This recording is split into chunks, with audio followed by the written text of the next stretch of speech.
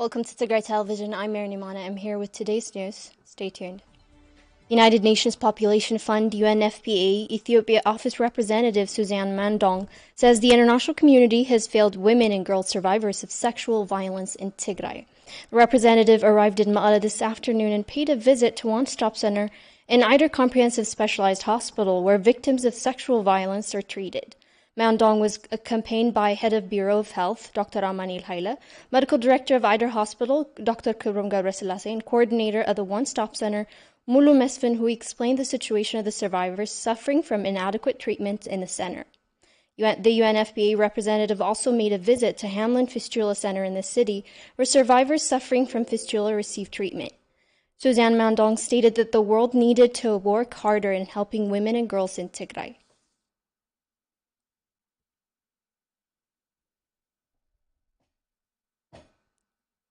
We are here to report. First of all, we have come to see with our own eyes as someone in the city. And we are aware through the reports that we are getting from our colleagues on the ground. So it was really critical that we arrived here and then we see from, and also listen to you. I will recommit our organization. As you know, for us and across the world, any crisis has a woman and a girl's face, right? It shouldn't be this way. It should not. It's wrong. And gender-based violence, just to start with it, is a gross violation of human rights. So we should be protecting these girls and these women. It is critical and extremely urgent that all of us consider how to scale up, as you were saying, in terms of starting with the medical supplies. How do we scale up our support to women and girls in this region? And as I said, I really would like to commit not only UNFPA, actually it's the whole system. Head of Tigray Bureau of Health, Dr. Amanil Haile, says he hopes the visit by the UNFPA country representative would scale up the organization's support to women and girls in Tigray. Coordinator of the One Stop Center in Eider Hospital, Milu Musfin, on her part states that the center is currently at a level where it cannot provide any care for survivors at all. She says it's her expectation that such visits bring a solution to survivors.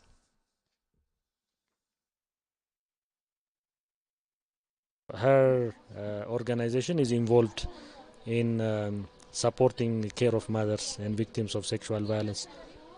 From our side, our expectation was for her to have a look at what the service looks like and what do we have at hand. So it seems we have agreed that there is a lot to do. In fact, to quote her, she said, we have failed the mothers and sisters of Tigray as a system. So we hope UNFPA will scale up its support to Tigray. We haven't any medication. We haven't STI medications, abortion medications, surgical medications, even any medications. We haven't. The emergency pills, HIV prophylaxis. We haven't any medications in medical supplies now. We are the available person is the health worker and the building, the hospital only. I'm expecting from the visit there is different. We have many scarcity with medications and medical supplies. If every world knows about our problem, especially the Canadian NFPA knows, sees, visits the different crises in our hospital, especially with medications, medical supplies, and others. I expect from this visit everything is available after a time. Many are now denouncing Ezema for its statement on Wednesday calling on arming civilians. Prominent politicians, including TPLF's Getachew Radda, OFC's Jawar Mohammed, criticized the statement while at the same time calling for a peaceful resolution to the raging violence. Expert in international relations Molla Radda also says Ethiopian Education Minister Birhanu Nega goes in line with those individuals spoiling the peace deal. Let's take a look at the report. The tweets from Getachew Reda and Jawar Mohammed are very clear. Denouncing Idema's statement on arming civilians, they are calling for peaceful resolution of the intercommunal clashes in Oromia. These critics come after Idema and its leader Brahanu call on the need to arm civilians so as to make them able to defend themselves in the ongoing violence. Brahanu Naga, Ethiopia Education Minister, blames TPLF for fueling the violence behind. By the way, such violence rages right after battles against the TPLF are finished. This is not accidental. It happened in the last time. Now it is the same. Jawar called Idema's statement ridiculous and stupid, while Getachew Reda sharply criticized the accusation against his party. Getachew asks where members of cabinet like Brahanu are taking orders. Expert in international relations Dr. Mola Reda has also called Brahanu Naga and Idema's statement very dangerous. So the very fact that a minister for education of within the Ethiopian government is proposing arming civilians as a solution for the raging intercommunal violence is deeply irresponsible. Because if citizens are arming themselves on a daily basis in the context of this raging fire, which is consuming the lives of thousands of Ethiopians on a weekly basis, then citizens cannot do much else. Because it's a responsibility of the government to protect the rights and the physical safety of citizens, and the right to live is one of the most fundamental and sacred rights that citizens can possess. And ensuring that right is preserved is the very responsibility of the government or the state.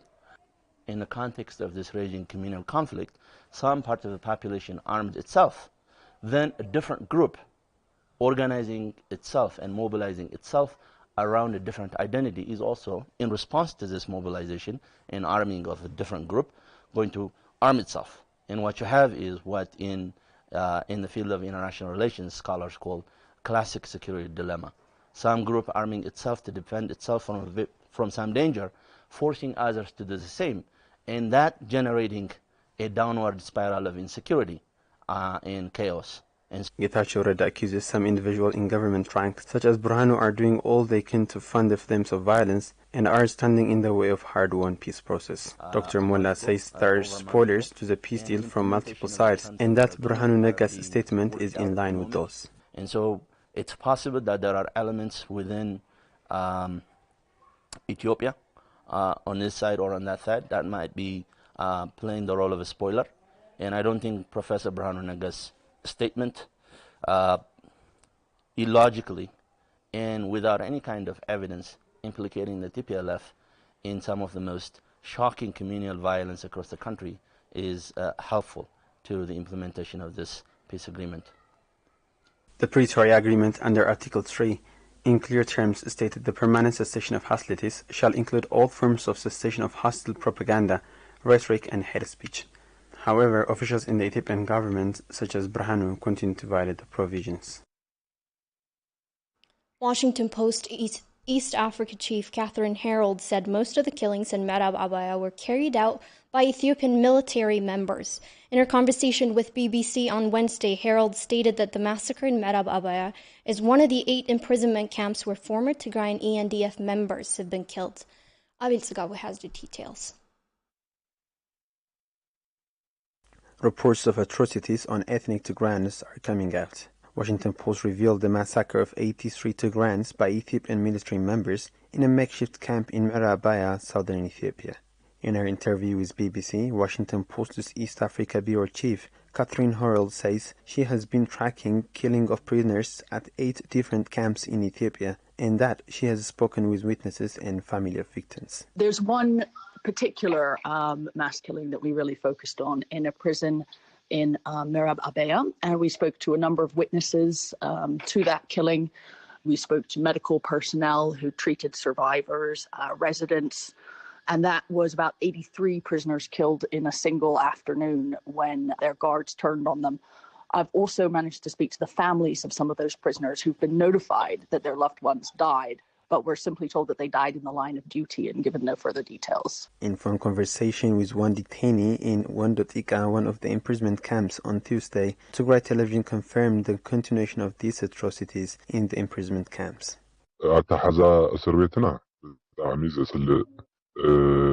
ሕክምና የብሉ ጾሪ ስተማ የብሉ 12 ሰዓት ናይ ንጎ ተኸፊትካ 12 ሰዓት ናይ ምሽት ኢኻ ተዕጾ እና ብሕማምን ብኻሊእ ዝተፈላለዩ ነገራትን ንሳቐይና ዘለና. In its report, Washington Post had said it has spoken with a detainee at Wandotika who says 5 prisoners were killed at a facility that holds hundreds of soldiers. The detainee said most of the massacred Tigrayans served in peacekeeping mission in Abyei and other African Union missions, including in Somalia. Civil rights activist Desta Hiltlase further claims that the imprisonment camps are higher than that of the Washington Post report. Desta said on Tuesday that the killing of Tigrayans started long before the war on Tigray broke out in November of 2020. The target against Tigrayans who were members of the Ethiopian National Defense Force started way before the war on Tigray broke out, which means before November 2020. For example, you can take the assassination of General Sa'ara Mokonnen. As far as my information is concerned, the Arabia massacre was carried out under the full knowledge of the Ethiopian government, mainly the Ethiopian National Intelligence Unit led by Temesgen Truneh. Washington Post's Katrin and Tighat's Desta both urge on the need to bring perpetrators to justice. Katrin says how the government will react to the massacre in Ma'rab Abaya will determine the way it will handle all the gruesome atrocities committed in the conflict. The current sort of peace deal doesn't really have a clear mechanism for accountability. So I think the way that the government reacts to this will be indicative of how they might react to other injustices or crimes that may have been committed during this conflict. As per the peace agreement signed in South Africa and in Kenya, the remaining Tigrayan detainees, be it civilians or those who were members of the Ethiopian National Defense Force, should be released. At least the United Nations and the African Union and the international community, they should demand for their release. Despite the signing of a peace deal a month ago, more than 70,000 Tigrayan ANDF members remain in prison, with most of them living under fear to another outbreak of violence and extrajudicial killings. As aid coming into the region barely meets the demand on the ground, malnutrition cases among children continue to soar. Our reporters met a 3-year-old child in Abi Adi General Hospital weighing just 7 kilograms. Du'umait Walda is still unable to get the therapeutic food he desperately needs due to the depletion at the hospital, and as new supplies are yet to enter the region. Sarah Kalali has the report. At 3 years old, Du'umait Walda only weighs 7 kilograms. Due to continuous lack of food at home and no care available at hospitals, his body has wasted away.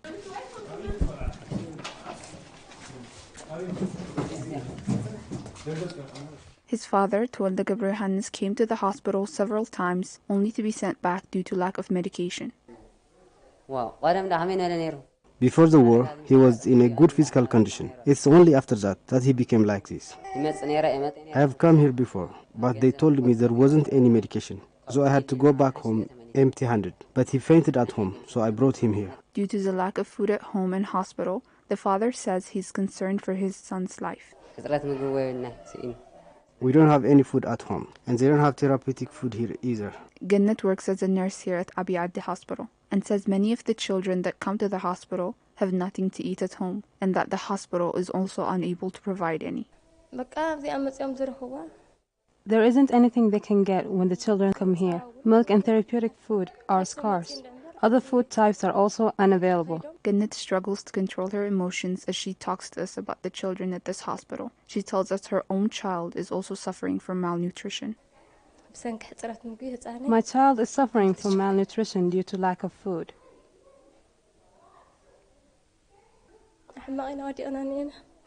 We're under difficult conditions here. As for me, I'm always at work, so I cannot breastfeed my child. I work all day, so there's no way my child can get breast milk. Gannat tells us being unable to help the many children that visit the hospital every day has had a heavy toll on her and her colleagues. Even we are disturbed by what we see here. When we want to inject them with IV, we cannot find their veins. I have the knowledge on what to do, but I cannot do anything for them now. If there's no provision, there's nothing we can do. Gannat says as she watches many of her patients die due to lack of medicine and medical supplies, she says she feels the world does not see her. The world has to see us, but I don't think they do. We're just closed away here with no one to see us. We're working to the best of our abilities. We have consultations. We tell them it's going to be peaceful soon, but that's all. Senior humanitarian advisor for the United States mission to the United Nations, Samuel Vygorsky, had said the presence of Eritrean forces in Tigray continue to hamper the delivery of aid to vulnerable populations in need. Tigray Electric Utility has announced early on Wednesday that it has regained access to electricity from the national power grid after 20 months of complete blackout due to the war. Our reporter spoke with Girmay, head of communication affairs of Tigray Electric Utility, on the matter. Ayla Gabr has more. Girmay, head of communication affairs of Tigray Electric Utility, says Mekelle and its surroundings have got the excess of electricity, which has been discontinued in late June of 2021 by the federal government of Ethiopia after the capital of Mekelle was captured by the Tigray Defense Forces. He also added that communication has also been started with the authorities of the Ethiopian Electric Utility like his office did during the pre-war times. Following the commencement of bilateral communications with the federal government, we've sent two teams. One team to Alamata and the other team was headed to Shura to conduct damage assessment. In connection to this, much work has been done to reconnect the main line with the Alamata substation. Mekelle and its surroundings have regained electricity access on December 6, 2022. Right after 20 months of blackout, now we've reconnected the national power grid. Thus, as Tigray, only few areas under the Mekelle substation are able to gain access to electricity. For instance, Mkhoni substation in the south, Mekelle substation, Wuro and Adugrat in the east, Arbi in the central part of Tigray have reconnected recently. He also says the resumption of electricity service in Tigray would enable to solve the socio-economic chaos of the people, which has been accumulated for the past 2 years due to the brutal war declared in November 4 of 2020 in the region. On top of this, he also said that his office is firmly working to ensure the attainability of the electric access in areas where they are out of reach of the service. Though much work has not been done on the attainability of the service, we're doing our best to address electricity in all areas of Tigray in the course of time. For example, Nabalat, Adaga and Ticho and Drama are some of the towns which have been affected by the war in Tigray. Here, we need to conduct an assessment.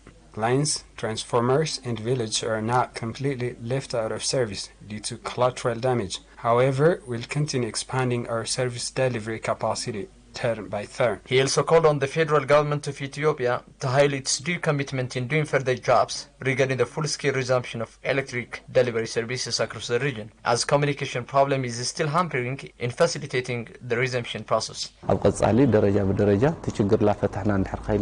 we solve our problem step by step in the future, we'll also reconnect with Adwa, Aksum and Humara substations. There is a good communication with the head office in Addis, and it has to be continued for more work in meantime too. According to the Pretoria Peace Accord, the federal authorities shall assume federal responsibilities in accordance with the Constitution for all areas taking the mandate of resuming basic services across Tigray. The initial step to restore electricity in some part of Tigray has started, while other essential services like that of banking, telecommunication and internet still remain under a complete blackout.